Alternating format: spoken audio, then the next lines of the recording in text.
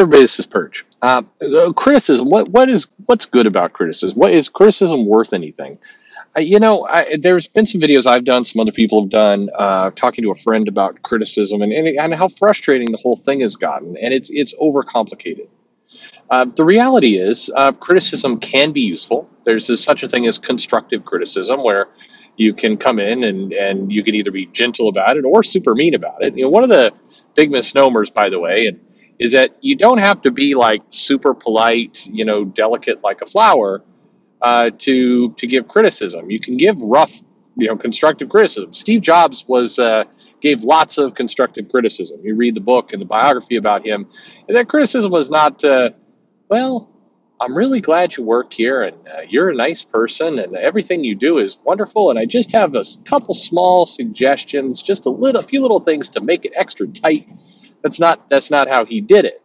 Bill Gates legendarily threw staplers at people. I mean, there's criticism can come in many different forms and still be constructive. It doesn't necessarily mean it's nice. It doesn't mean it's pleasant to have a stapler thrown at you. It's not. That I'm not advocating that workplaces should become that.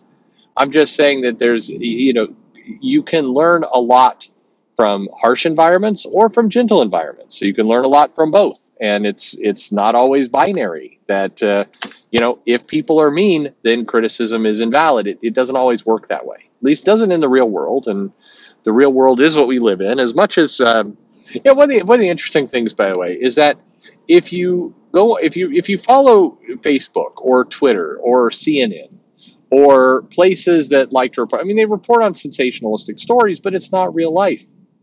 During this entire pandemic, one of the kind of curious aspects about the whole thing is how people are talking about it on social media, which is like, in very extreme terms.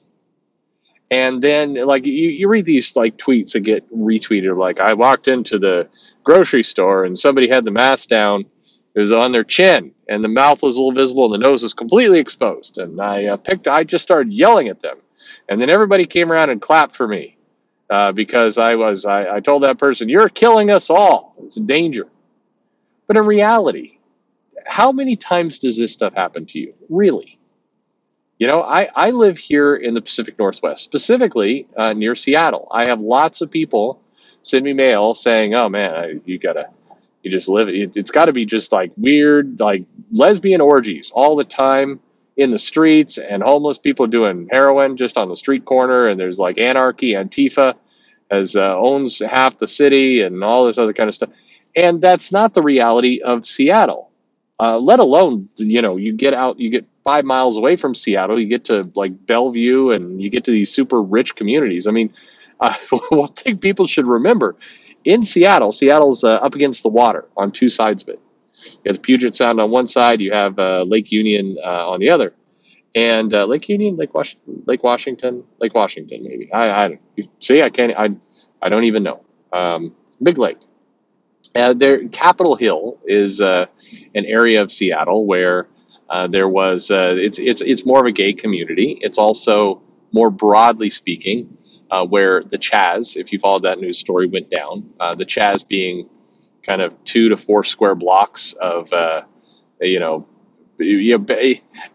was not a peaceful love-in. It was also not Antifa army taking over things. As I mentioned, and I know some others have mentioned, when it came time for that thing to come down, it folded very quickly. It was not was it a lawless place? Yeah, there's lots of drug activity. There's some people getting shot and other things, but in fairness, people are getting shot all the time.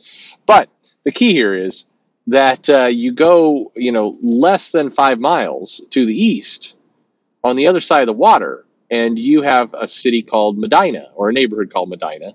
It's part of Bellevue. Inside of Medina is where Bill Gates lives and Steve Ballmer and a bunch of other billionaires.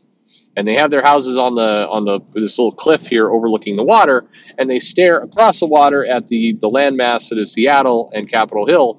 And anyway, this is what's going on. This is what the real world is like. Things are not so simple as, I live in anarchy zone. That's actually not the truth. And all this criticism, all these comments that you see on social media, the headlines that CNN will do, or Fox or MSNBC or wherever, this is not real life. Have you been in the grocery store recently and somebody was screaming at another person to have a mask on? I mean, you may be, but I'm driving right now and I'm looking outside and I see a guy walking a dog, no mask in sight. I see people driving around and they're just doing things. I see a car that just went by and there's a kid hanging out the window, again, no mask, and he's screaming at something. I mean, like, the real world is not like it is on social media, and it feels weird having to say that because I think everybody knows this. And what does this have to do with criticism? Well, criticism is, in the real world, people tend to be kind of, if they have to see each other face to face, they try and, steer their criticism in the nicest way possible. Not overly nice. People, there's a balance, um, and they just get it done. But comics has emerged into this place where criticism is incredibly hypocritical and incredibly dodgy.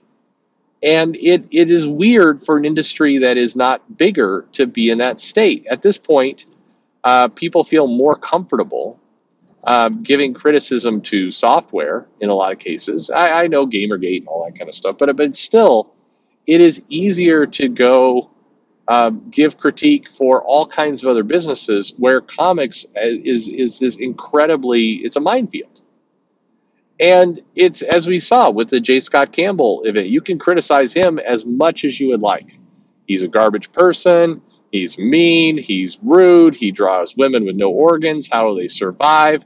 There's like liver failures going on in all of his women because they don't have a liver. It's terrible, the things he does. You can criticize him with impunity, much as you like. And also he needs to be more responsible when he pushes back. He's pushing back to poor, innocent people who are not as big of celebrities as him. And he has a responsibility to be better about handling that criticism and taking it with grace and all the rest. I just went by somebody with a mask around their chin. So there you go. There was a first mask sighting during the recording of this video. The guy was wearing it on his chin. Cool. Anyway, that's absolutely true. On the other hand, if you criticize Dan Slott, that bad news for you. You shouldn't criticize Dan Slott. He's a hardworking. I mean, he sells comics. You dumb bastard. What are you doing? You can't criticize him. God help you. Like you want to criticize Teenie Howard, you might as well just stop. There's no criticizing Teenie Howard. You can't.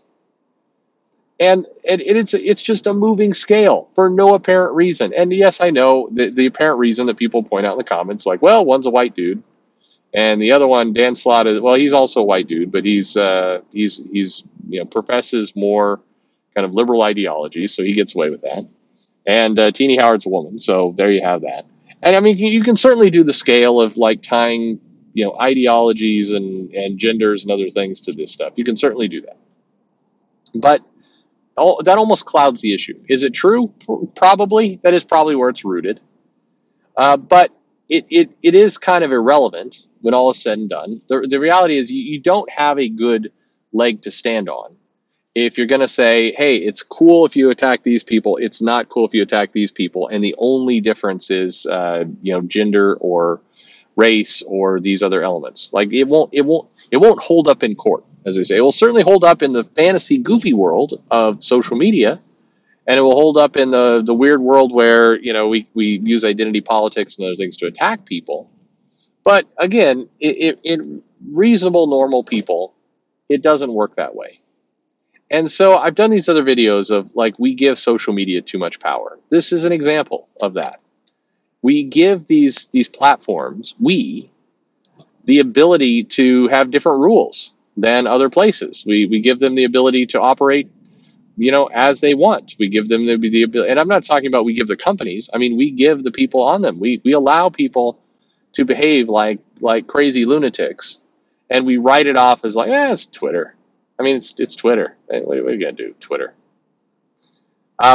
That's where it needs to. Criticism can just be criticism, and it doesn't need to be any fancier or weirder than that. So, where's all this going? Critique comics. Do what you're gonna do. Be a little bit fearless. If people are gonna, call you this or that for it, now I'm gonna parallel park while I'm doing a video. That's awesome. I'm decent at parallel parking, so that'll be okay. the beeping will start up, and then all the people in the comments will be worried that I'm drunkenly crashing my car into something, which won't happen that way. I wouldn't upload that video. Well, I probably would, actually. Anyway, criticize what you're going to criticize. Be aware that in fantasy world, people will certainly go at you for commenting on certain things, but that shouldn't hold you back. Just do what you got to do. Don't be mean about it. If the litmus test is, would you say this in person? And then if you would say it in person, are you an asshole? If the answer is yes, I would say this in person. No, I'm not an asshole. You're fine. Just say what you got to say. Don't worry about it. Life will be okay. Other thoughts, let me know. Like and subscribe. Thanks for listening.